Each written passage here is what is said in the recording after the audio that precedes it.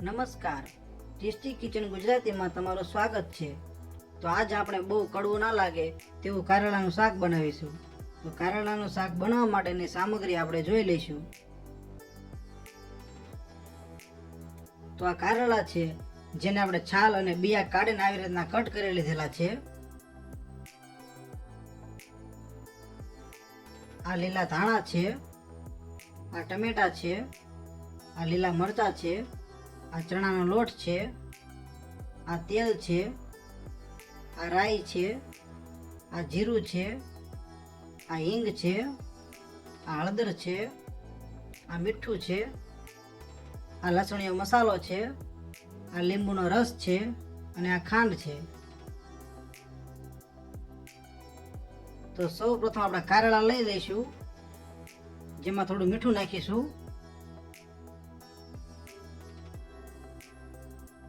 અને મીઠું નાખીને કારેલાને સારી રીતે મસળી લઈશું। આવી રીતના મસળી લેવાના છે। આવી રીતના કરવાથી કારેલાની કડવાશ ઓછી થઈ જશે।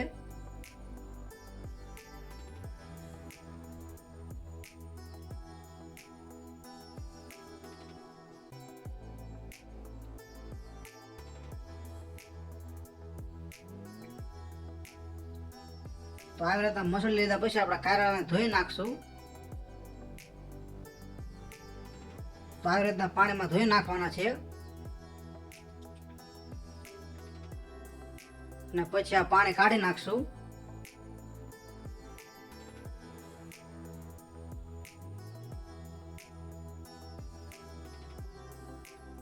તો આપણે બધું જ પાણી કાઢીને કારેલાને આવી રીતના કોરા કરી નાખ્યા છે।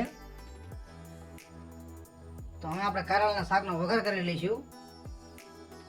તો ગેસ ચાલુ કરીને આવી રીતના તપેલું લઈ લઈશું, જેમાં જરૂર પ્રમાણે તેલ લઈ લઈશું।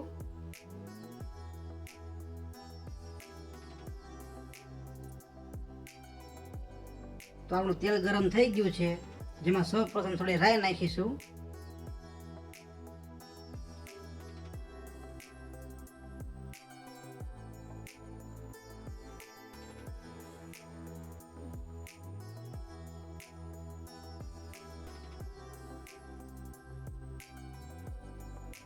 પછી થોડું જીરું નાખીશું,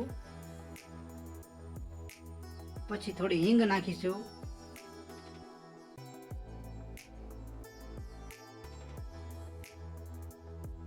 પછી લીલા મરચાં નાખી દઈશું અને હવે કારેલા નાખી દઈશું।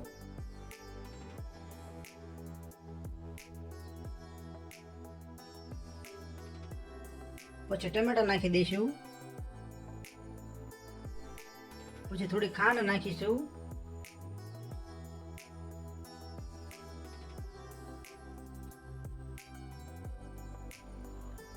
પછી સ્વાદ પ્રમાણે મીઠું નાખીશું,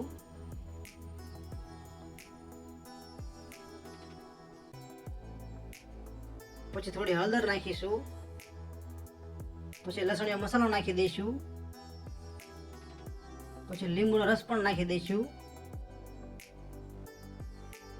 અને હવે સારી રીતે હલાવી લઈશું।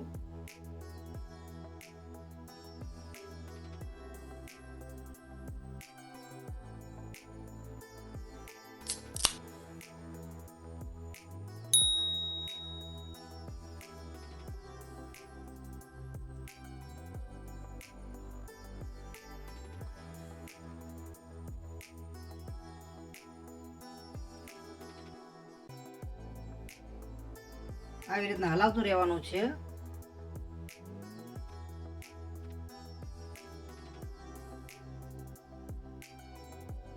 થોડી વાર સતળાવા દઈશું।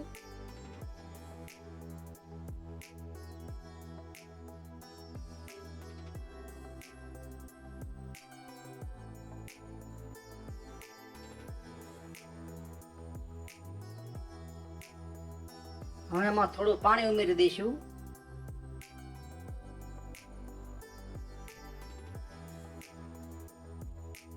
તો આપણે આટલું પાણી ઉમેરી લીધું છે। તો હવે આને 12-13 મિનિટ માટે ઢાંકી દઈશું। તો આપણા કારેલાના શાકને 12-13 મિનિટ થઈ ગઈ છે। તો હવે તેને ખોલી લઈશું। અને એકવાર હલાવી લઈશું.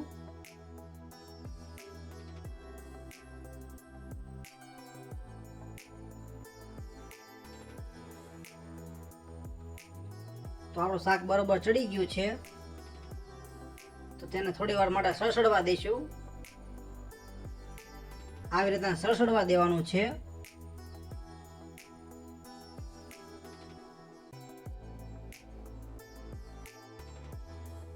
એકવાર હલાવી લઈશું.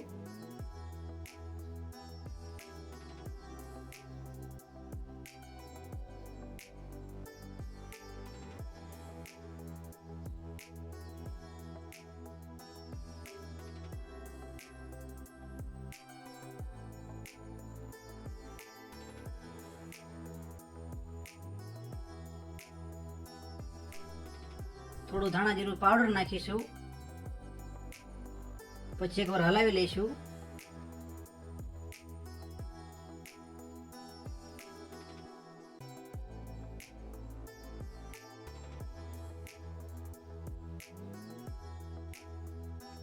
અને હવે આમાં ચણાનો લોટ નાખી દઈશું.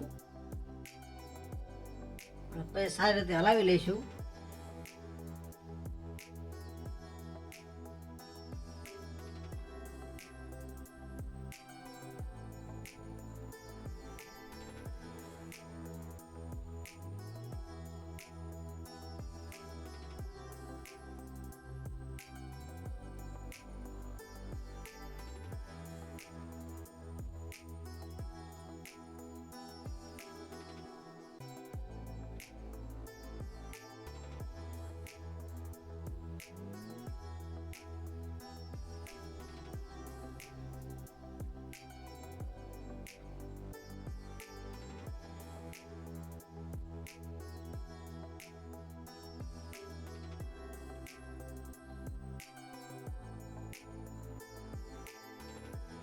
તો આપણું કારેલાનું શાક તૈયાર થઈ ગયું છે, જેમાં ઉપરથી લીલા ધાણા નાખી દઈશું.